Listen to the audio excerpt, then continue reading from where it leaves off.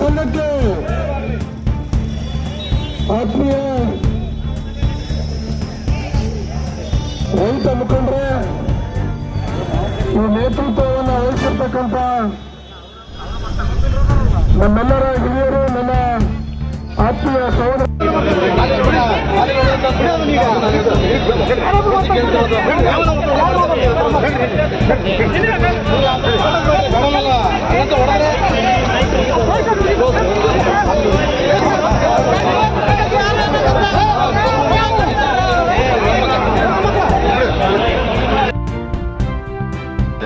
April 15ನೇ ತಾರೀಕು ಸಭೆ ನಡೆಸಿ